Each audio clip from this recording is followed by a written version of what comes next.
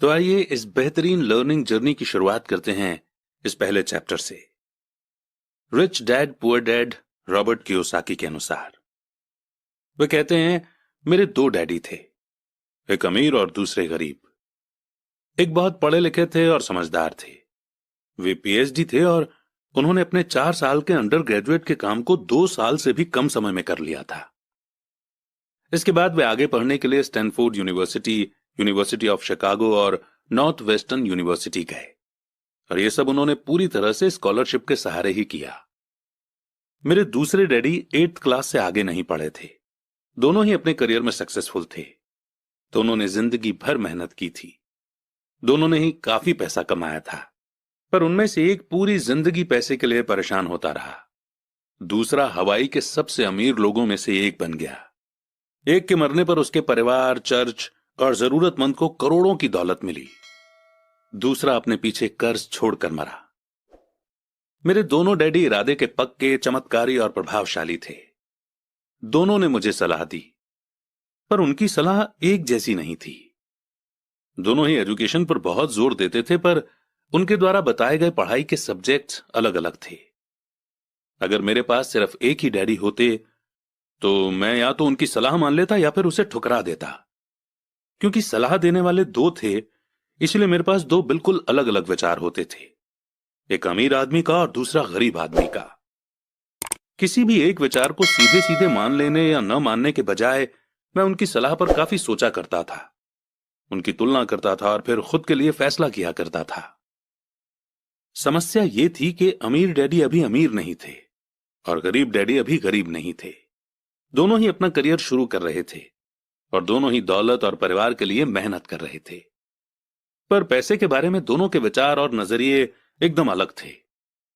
Example के तौर पर एक डैडी कहते थे कि पैसे का मोह ही सभी बुराइयों की जड़ है, जबकि दूसरे डैडी कहा करते थे पैसे की कमी ही सभी बुराइयों की जड़ है।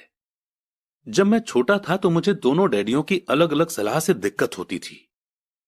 एक अच्छा बच्चा होने के नाते मैं दोनों की बातें सुनना चाहता था। परेशानी यह थी कि दोनों एक जैसी बातें नहीं कहते थे। उनके विचारों में जमीन आसमान का फर्क था, खासकर पैसे के मामले में। मैं काफी लंबे समय तक यह सोचा करता कि उनमें से किसने क्या कहा और क्यों कहा और उसका नतीजा क्या होगा। मेरा बहुत सा समय सोच विचार में ही गुजर जाता था। मैं खुद से बार बार इस तरह के सवाल पूछा करता, उन्होंने ऐसा क्यों कहा? और फिर दूसरे डैडी की कही हुई बातों के बारे में भी इस तरह के सवाल पूछता। काश मैं ये बोल सकता कि हां वे बिल्कुल सही हैं, मैं उनकी बातों से पूरी तरह से सहमत हूं, या ये कहकर मैं सीधे उनकी बात ठुकरा सकता था, बुढ़े को यह नहीं पता कि वो क्या कह रहा है। अब क्योंकि दोनों ही मुझे प्यारे थे, इसलिए मुझे खुद के लिए सोचने पर मजबूर होना पड़ा। इस तरह सोचना मेरी आदत बन गई, जो आगे चलकर मेरे लिए बहुत फायदेमंद साबित हुई। अगर मैं एक ही तरह से सोच पाता तो यह मेरे लिए इतना फायदेमंद नहीं होता। पैसों का सब्जेक्ट स्कूल में नहीं बल्कि घर पर पढ़ाया जाता है। शायद इसीलिए अमीर लोग और ज्यादा अमीर होते जाते हैं, जबकि गरीब और ज्यादा गरीब होते जाते हैं, और मिडिल क्लास कर्ज में डूबा रहता है। हम में से ज्यादातर लोग पैसे के बारे में अपने माता पिता से सीखते हैं। कोई गरीब पिता अपने बच्चों को पैसे के बारे में क्या सिखा सकता है? वो सिर्फ इतना ही कह सकता है कि स्कूल जाओ और मेहनत से पढ़ो। हो सकता है वो बच्चा अच्छे नंबरों से कॉलेज की पढ़ाई पूरी कर ले, फिर भी पैसे के मामले में उसकी मानसिकता और उसके सोचने का ढंग एक गरीब आदमी जैसा ही बना रहेगा। ये सब उसने तब सीखा था जब वो छोटा बच्चा था। पैसों का टॉपिक स्कूलों में नहीं पढ़ाया जाता। स्कूलों में एकेडमिक और प्रोफेशनल स्किल्स पर जोर दिया जाता है, न कि पैसों से जुड़े स्किल पर। इससे यह साफ हो जाता है कि जिन स्मार्ट बैंकर्स, डॉक्टर्स और अकाउंटेंट्स के स्कूल में अच्छे नंबर आते हैं, वे जिंदगी भर पैसे के लिए संघर्ष क्यों करते हैं। हमारे देश पर जो भारी कर्ज लदा हुआ है, वो भी काफी हद तक उन बेहद पढ़े लिखे राजनेताओं और गवर्नमेंट ऑफिसर्स के कारण हुआ है, जो इकोनॉमिक पॉलिसी बनाते हैं। और मजे की बात यह है कि वो पैसों के बारे में बहुत कम जानते हैं। मैं अक्सर नई सदी में आने वाली समस्याओं के बारे में सोचता हूं। तब क्या होगा जब हमारे पास ऐसे करोड़ों लोग होंगे जिन्हें फाइनेंशियल और मेडिकल हेल्प की जरूरत होगी। पैसों से जुड़ी मदद के लिए या तो वे अपने परिवारों पर या फिर गवर्नमेंट पर निर्भर होंगे। क्या होगा जब मेडिकेयर और सोशल सिक्योरिटी के पास का पैसा खत्म हो जाएगा? किस तरह कोई देश तरक्की कर पाएगा अगर पैसे के बारे में पढ़ाई की जिम्मेदारी माता पिता के ऊपर छोड़ दी जाएगी, जिनमें से ज्यादातर गरीब हैं या गरीब होंगे? क्योंकि मेरे पास दो प्रभावशाली डैडी थे, इसलिए मैंने दोनों से ही सीखा। मुझे दोनों की सलाह पर सोचना पड़ता था। इस तरह से सोचते सोचते मैंने यह भी जान लिया कि किसी इंसान के विचार उसकी जिंदगी पर कितना जबरदस्त असर डाल सकते हैं। एग्जाम्पल के तौर पर एक डैडी को यह कहने की आदत थी, मैं इसे नहीं खरीद सकता। दूसरे डैडी इन शब्दों के इस्तेमाल से चिढ़ते थे। वे जोर देकर कहा करते थे कि मुझे इसके बजाय यह कहना चाहिए कि मैं इसे कैसे खरीद सकता हूं। पहला सेंटेंस नेगेटिव है और दूसरा सवाल उठाने वाला। तो पहले में बात खत्म हो जाती है और दूसरे में आप सोचने के लिए मजबूर हो जाते हैं। मेरे जल्द ही अमीर बनने वाले डैडी ने मुझे समझाया कि जब हम कहते हैं कि मैं इसे नहीं खरीद सकता, तो हमारा दिमाग काम करना बंद कर देता है। इसके बजाय जब हम ये सवाल पूछते हैं कि मैं इसे कैसे खरीद सकता हूं, तो हमारा दिमाग काम करने लगता है।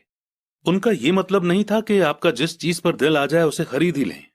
वे लगभग दीवानगी की हद तक अपने दिमाग को कसरत करवाना चाहते थे, क्योंकि उनके ख्याल से दिमाग दुनिया का सबसे ताकतवर कंप्यूटर है। मेरा दिमाग हर रोज तेज होता जाता है क्योंकि मैं इसकी कसरत करता रहता हूं। यह जितना तेज होता जाता है, मैं इसकी मदद से उतना ही ज्यादा पैसा कमा सकता हूं। उनका मानना था कि यह कहना कि मैं इसे नहीं खरीद सकता दिमागी आलस की पहचान है। हालांकि दोनों ही डैडी अपने काम में कड़ी मेहनत करते थे, पर मैंने देखा कि पैसे के मामले में एक डैडी की आदत यह थी कि वह अपने दिमाग को सुला देते थे और दूसरे डैडी अपने दिमाग की लगातार कसरत करवाते रहते थे। और इसका लॉन्ग टर्म नतीजा यह हुआ कि एक डैडी फाइनेंशियल रूप से बहुत अमीर होते चले गए, जबकि दूसरे डैडी लगातार कमजोर होते गए। इसे इस तरह से समझें कि एक इंसान हर रोज एक्सरसाइज करने के लिए जिम जाता है, जबकि दूसरा इंसान अपने सोफे पर बैठकर टीवी देखता रहता है। शरीर की सही एक्सरसाइज से आप ज्यादा हेल्दी हो सकते हैं और दिमाग की सही एक्सरसाइज से आप ज्यादा अमीर हो सकते हैं। आलस से सेहत और पैसा दोनों का नुकसान होता है। मेरे दोनों डैडियों की मेंटालिटी में जमीन आसमान का फर्क था। पुअर डैडी की सोच थी कि अमीरों को ज्यादा टैक्स देना चाहिए ताकि बेचारे गरीबों को ज्यादा फायदा मिल सके, जबकि अमीर डैडी कहते थे कि टैक्स उन लोगों को सजा देता है जो कुछ प्रोड्यूस करते हैं और उन लोगों को इनाम देता है जो प्रोड्यूस नहीं करते।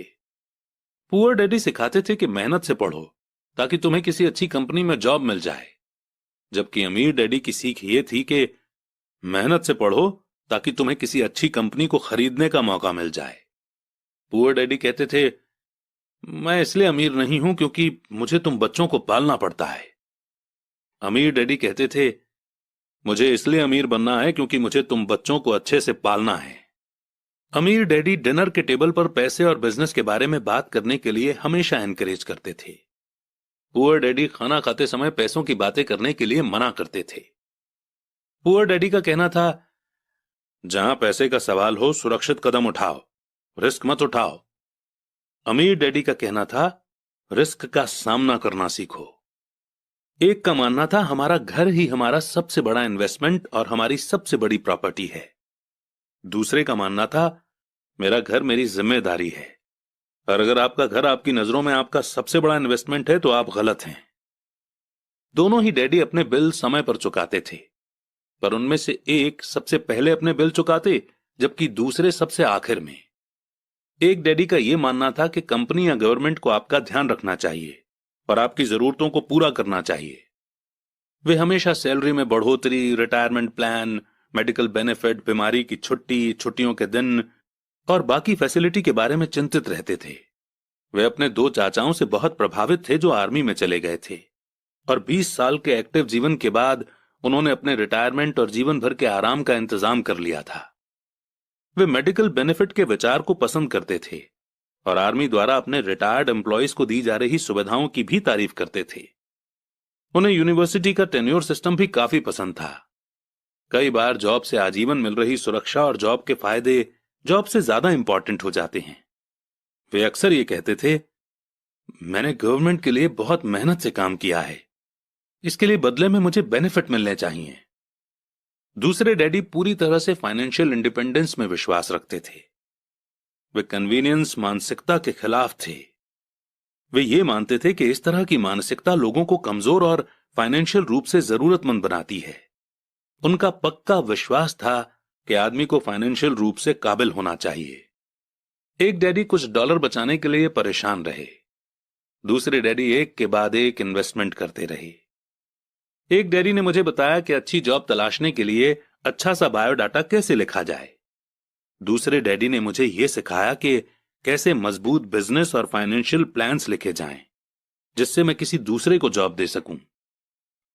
दो प्रभावशाली डैडियों के साथ रहने के कारण मुझे एनालाइज करने का मौका मिला कि उनके विचारों का उनके जीवन पर कितना असर हो रहा है।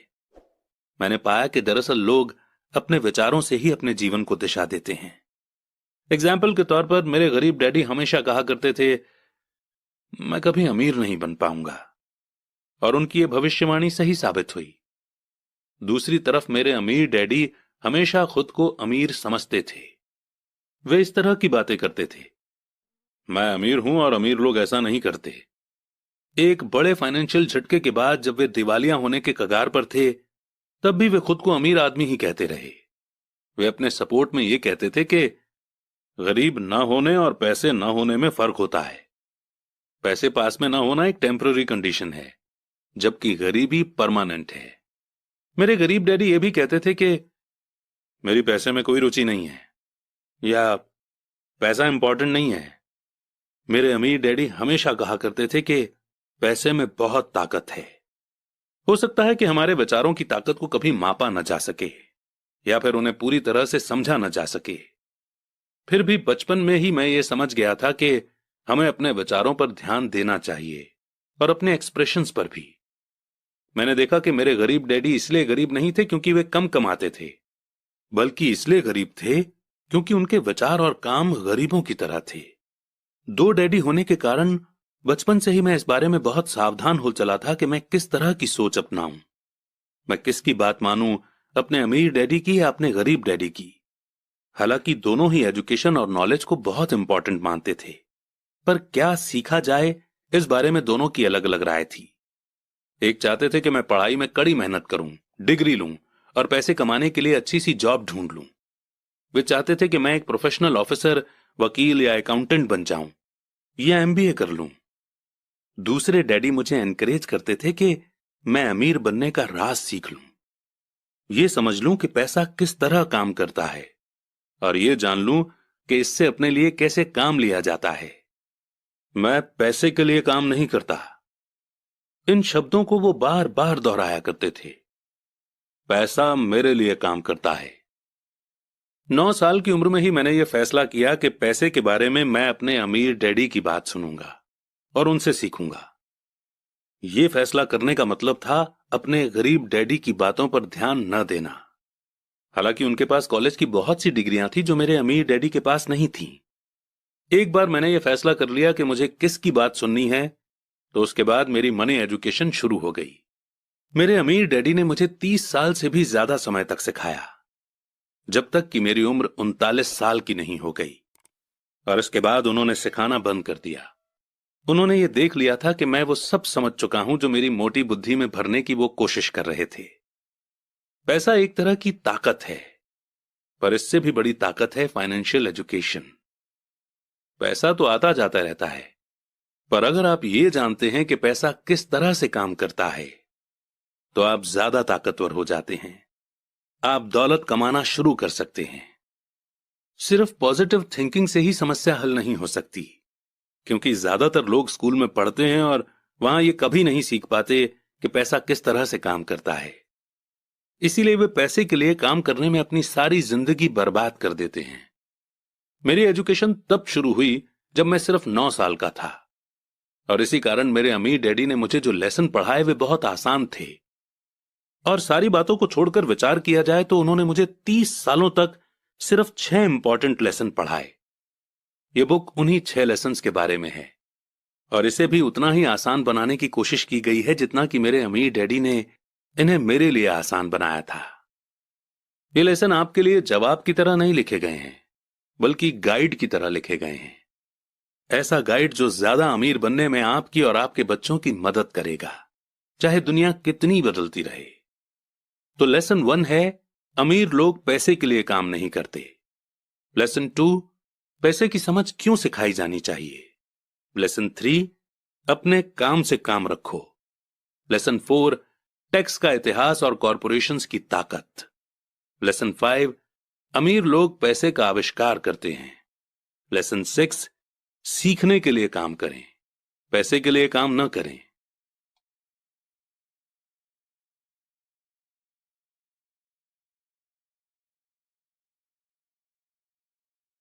शुरुआत करते हैं चैप्टर 2 की, जिसमें हम सीखेंगे लेसन 1, अमीर लोग पैसे के लिए काम नहीं करते।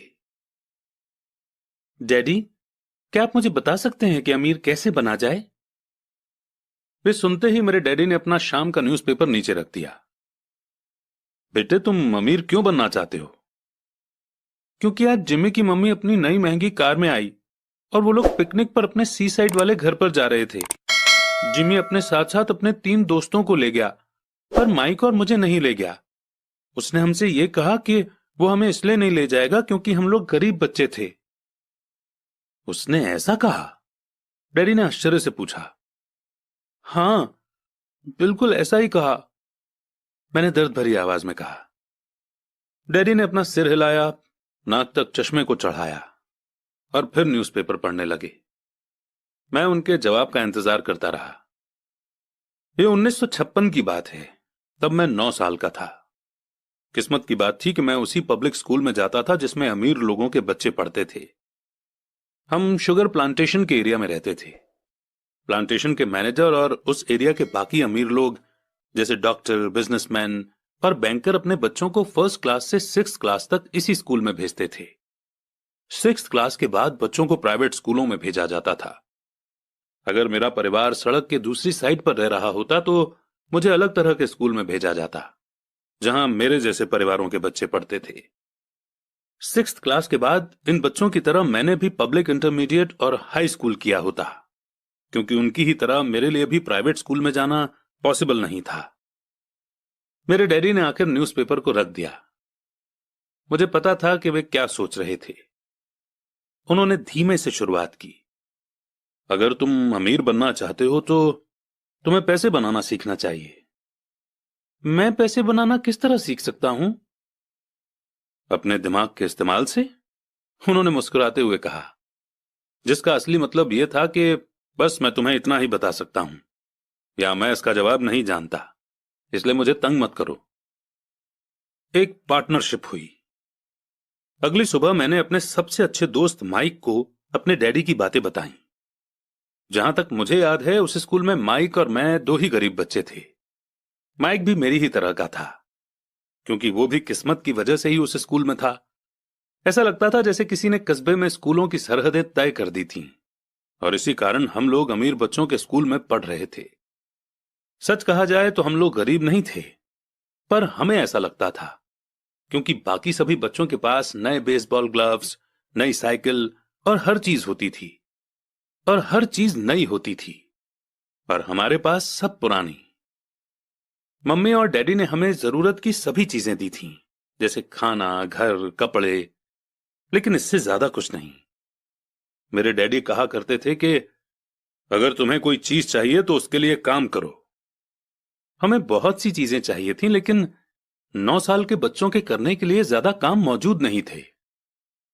माइक ने पूछा, तो पैसा कमाने के लिए हमें क्या करना चाहिए? मैं नहीं जानता, मैंने कहा, लेकिन क्या तुम इस काम में मेरे पार्टनर बनना चाहोगे? वो राजी हो गया, और उस शनिवार की सुबह माइक मेरा पहला बिजनेस पार्टनर बन गया। हम दोनों पूरी सुबह यही सोचते रहे कि पैसा किस तरह कमाया जाए। कभी कभार हम उन बेफिक्र बच्चों के बारे में बात करते रहे जो जिमी के सी साइड वाले घर पर मजे कर रहे होंगे। इससे थोड़ी चोट पहुंचती थी, पर यह चोट अच्छी थी, क्योंकि इसने हमें यह सोचने के लिए मोटिवेट किया कि पैसा कैसे कमाया जाए। और आखिरकार उस दोपहर को हमारे दिमाग में बिजली कौंध गई। यह एक ऐसा आइडिया था जो माइक ने किसी साइंस की किताब में पढ़ा था। एक्साइटेड होकर हमने अपने हाथ मिलाए, क्योंकि हमारे पास अब एक बिजनेस था। अगले कुछ हफ्तों तक मैं और माइक आसपास के इलाकों में भागदौड़ करते रहे। हम दरवाजों पर दस्तक देते थे और पड़ोसियों से कहते थे कि वे अपने इस्तेमाल किए हुए टूथपेस्ट ट्यूब हमारे लिए रख लें। हैरत से हमें देखते हुए ज्यादातर लोगों ने मुस्कुराकर हमारी बात मान ली। कुछ ने हमसे पूछा कि हमें टूथपेस्ट ट्यूब क्यों चाहिए। इसके जवाब में हमने कहा कि हम आपको ये नहीं बता सकते, ये एक बिजनेस सीक्रेट है। हफ्ते गुजरते गए और मेरी मां बहुत दुखी हो गई। अपने रॉ मटेरियल को इकट्ठा करने के लिए हमने जो जगह चुनी थी वो उनकी वॉशिंग मशीन के ठीक पास में थी, एक ब्राउन कार्डबोर्ड के डिब्बे में जिसमें कभी केचप की बोतलें रखी रहती थीं। आज वहां पर हमारी और पड़ोसियों के टूथपेस्ट की इस्तेमाल की हुई ट्यूब्स पड़ी थीं। आखिर एक दिन मां के सब्र का बांध टूट गया। पड़ोसियों के मुड़े तुड़े और इस्तेमाल किए हुए टूथपेस्ट ट्यूब्स को देखते देखते वो ऊब गई थीं। उन्होंने पूछा, तुम लोग क्या कर रहे हो? और मैं ये नहीं सुनना चाहती कि एक बिजनेस सीक्रेट है। इस कचरे को साफ कर दो या मैं इसे उठाकर बाहर फेंक देती हूं। माइक और मैंने उनके हाथ पैर जोड़े और उन्हें यह बताया कि जल्दी ही हमारा काफी रॉ मटेरियल जमा हो जाएगा और फिर हम प्रोडक्शन शुरू कर देंगे। हमने उन्हें बताया कि हम कुछ पड़ोसियों का इंतजार कर रहे थे ताकि वे अपने टूथपेस्ट के ट्यूब खत्म कर लें। मां ने हमें एक हफ्ते की मोहलत और दे दी। प्रोडक्शन शुरू होने की तारीख करीब आ गई थी। प्रेशर बढ़ चुका था। हमारे वेयरहाउस के मालिक यानी मेरी मां ने हमारी पहली पार्टनरशिप कंपनी को जगह खाली करने का नोटिस थमा दिया था। अब माइक का काम यह था कि वो पड़ोसियों को अपने टूथपेस्ट जल्दी खत्म करने के लिए कहे और साथ में यह भी कह दे कि दांत के डॉक्टर्स ने कहा है कि दिन में कई बार ब्रश करना चाहिए। मैं प्रोडक्शन के प्रोसेस को ठीक ठाक करने में जुट गया। एक दिन मेरे डैडी अपने एक दोस्त के साथ कार में बैठकर जब घर आए तो वो शॉक्ड हो गए जब उन्होंने वहां 9 साल के 2 बच्चों को प्रोडक्शन प्रोसेस में पूरे स्पीड से जुटे हुए देखा। हर जगह बारीक सफेद पाउडर बिखरा हुआ था।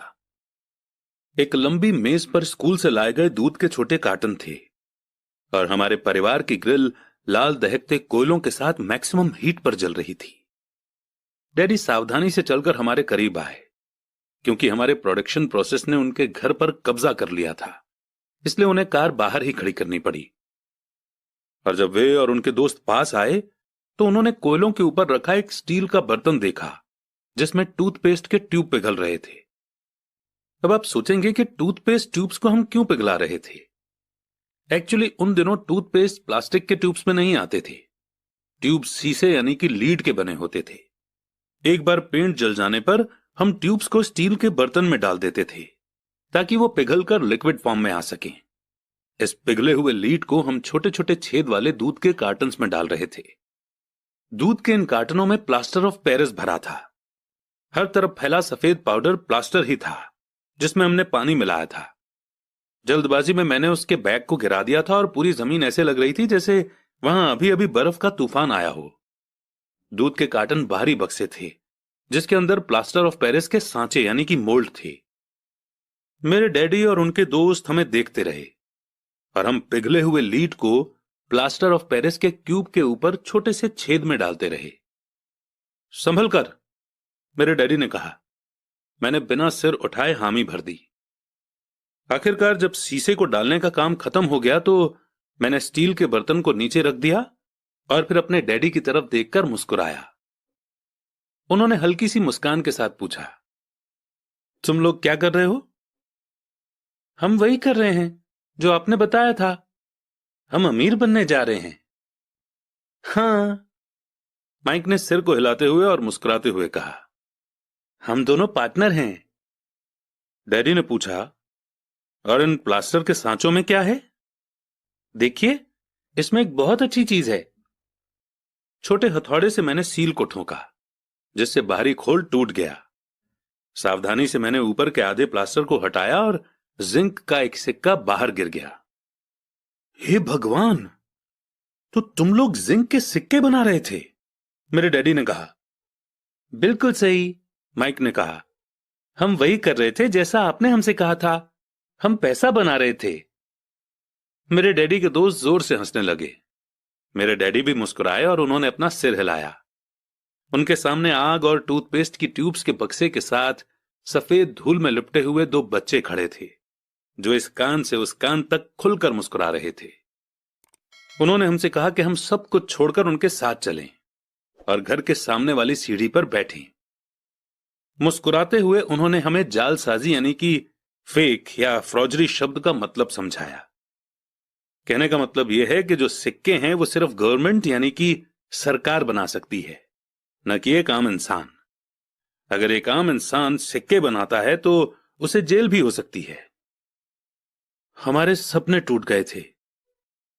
तो आपका मतलब यह है कि ये इलीगल है?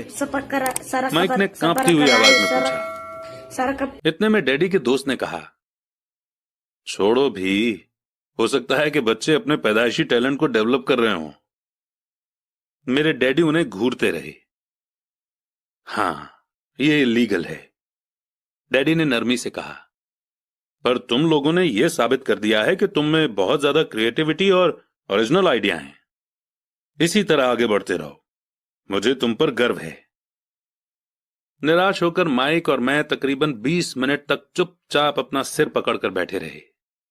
इसके बाद हमने सारा घर साफ करना शुरू किया। पहले ही दिन हमारा बिजनेस चौपट हो गया था। पाउडर साफ करते हुए मैंने माइक की ओर देखा और कहा, मुझे लगता है जिमी और उसके दोस्त ठीक कहते हैं, हम सचमुच गरीब हैं। जब मैंने ये कहा तब डैडी बस जाने ही वाले थे। उन्होंने कहा, बच्चों, तुम गरीब तभी कहलाओगे जब तुम लोग हार मान लोगे। सबसे इंपॉर्टेंट चीज यह है कि तुमने कुछ किया। ज्यादातर लोग सिर्फ अमीर बनने के बारे में बातें करते रहते हैं और उसके सपने देखते रहते हैं। तुमने कुछ किया है। मुझे तुम दोनों पर गर्व है। मैं एक बार फिर से यही कहूंगा, आगे बढ़ते चलो, हार मत मानो। माइक और मैं खामोश खड़े रहे। ये शब्द सुनने में अच्छे थे, पर हमें यह नहीं पता था कि हमें क्या करना चाहिए। तो ऐसा क्यों है डैडी कि आप अमीर नहीं हैं? मैंने पूछा। क्योंकि मैंने एक स्कूल टीचर बनने का फैसला किया था।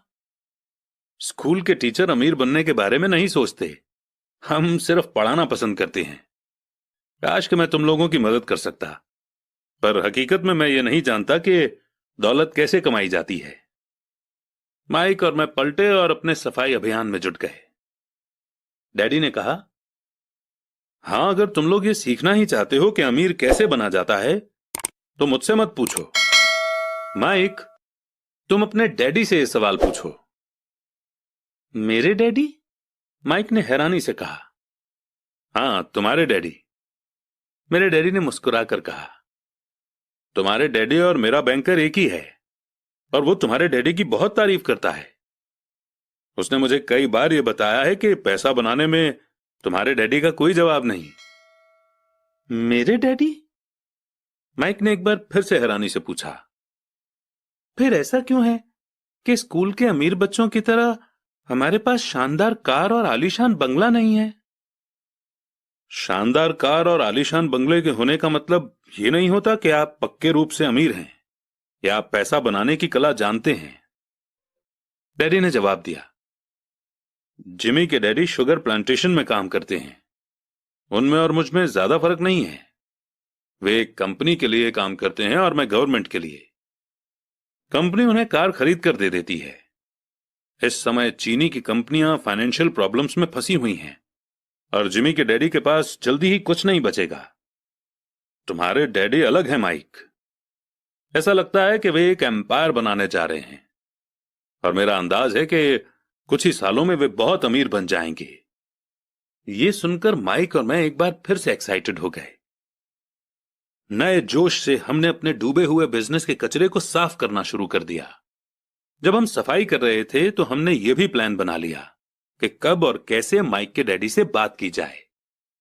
प्रॉब्लम यह थी कि माइक के डैडी बहुत ज्यादा काम करते थे और देर रात तक घर नहीं लौटते थे। माइक के डैडी के पास कई वेयरहाउस, कंस्ट्रक्शन कंपनी, स्टोर्स की चेन और 3 रेस्टोरेंट्स थे। रेस्टोरेंट्स के कारण ही उन्हें घर लौटने में देर हो जाती थी। सफाई खत्म करने के बाद माइक बस पकड़कर अपने घर चला गया। वो अपने डैडी से बात करने वाला था, चाहे वे कितनी ही देर से घर लौटें, और उनसे पूछने वाला था कि क्या वे हमें अमीर बनने की तरकीब सिखाने के लिए तैयार हैं। माइक ने मुझसे वादा किया कि जैसे ही वो अपने डैडी से बात कर लेगा वो मुझे